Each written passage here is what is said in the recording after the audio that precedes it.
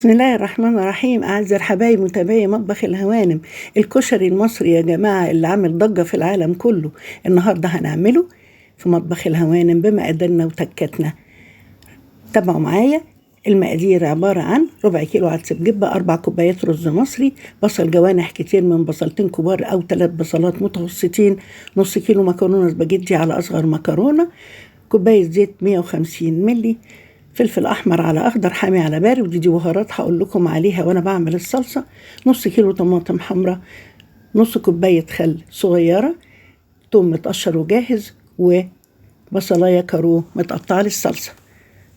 دلوقتي هنحط الزيت او كوبايه الزيت. شيروا لايك وتفعيل الجرس يا حبايب قلبي، قولوا لي بتكلموني من اي مكان، لايكاتكم وتعليقاتكم بتسعد قلبي، ربنا يسعد قلوبكم يا رب.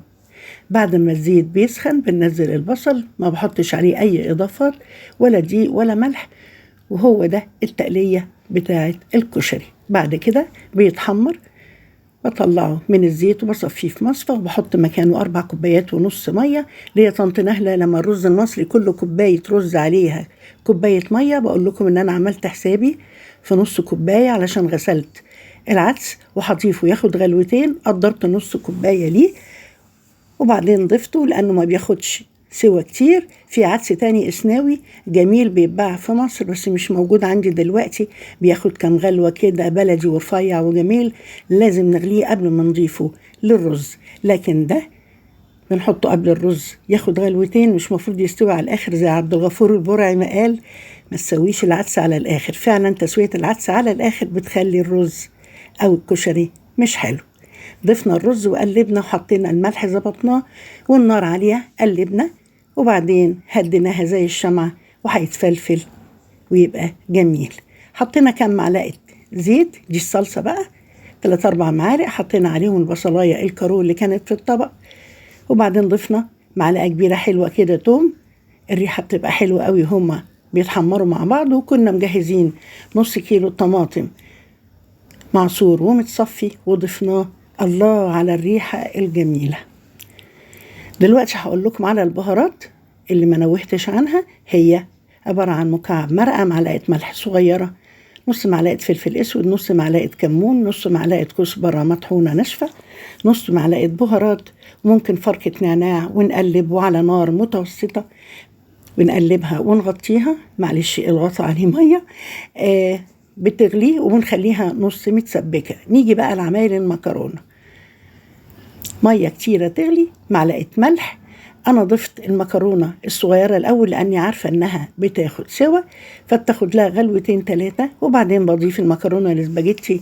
ملمس المكرونة الصغيرة مع الاسباجيتي في الأكل أو في أكل الكشري بيبقى طعم قوي. بنقلب، ومش مفروض المكرونة يا جماعة تستوي على الآخر عشان ما تبقاش طرية ومهرية، بتتصفى وبتجهز. دلوقتي الرز اتشرب وهو متهدي عليه زي الشمعة كده، بنخليه عشان يتفلفل. مقادير الدقة: قرن فلفل رومي متقطع، وطماطمية صغيرة، وكم قرن أو كم فص توم. معلش سامحوني أنا بركن وانتوا عارفيني. دلوقتي المقدار ده بيتضرب في الخلاط ويتحط على النار يغلي كام غلوة، وبعدين بنضيف عليه الخل. مش مفروض الخل يغلي مع مقدار الدقة، وبنحط معلقة كمون وبنغطيها وبنسيبها. مقادير الشطة عبارة عن طماطميتين متوسطين، كم قرن فلفل حامي احمر، ومعلقه شطه كبيره، وكم فص توم بيتضربوا يعني بنفس الطريقه في الخلاط، وبيتحطوا في حله او كزرولة صغيره زي ما انتم شايفين. ولو عايزينها حاميه قوي بنسبق المقدار بمعلقتين زيت سخنين وبنطشهم، بتبقى حاميه جدا، اسمها شطه زيت. بنغرف الصلصة وبنغرف الكشري الجميل بريحته الحلوة. على فكرة يا جماعة، الكشري المصري اسألوا اللي زينا، أو كل واحد من الشباب يسأل مامته باباه، ما كانش بيتضاف عليه أبدا شعرية. ابتكروا الموضوع ده في المحلات عشان يزودوا المقدار. الرز بشعرية بس جنب الخضار وجنب المشويات وجنب الشوربة. غرفناها وحطينا المكرونه الحلوه. حتى حمص الشام ما كانش بيتحط على الكشري، احنا دلوقتي بنحطه على السفره اختياري، وهنزل بيه فيديو حلو ان شاء الله، هو وبعض المشروبات. غرفنا، والدقه والصلصه والشطه موجودين اخر حلاوه. وفي ناس بتحب الكشري من غير مكرونه، هم عارفين نفسهم.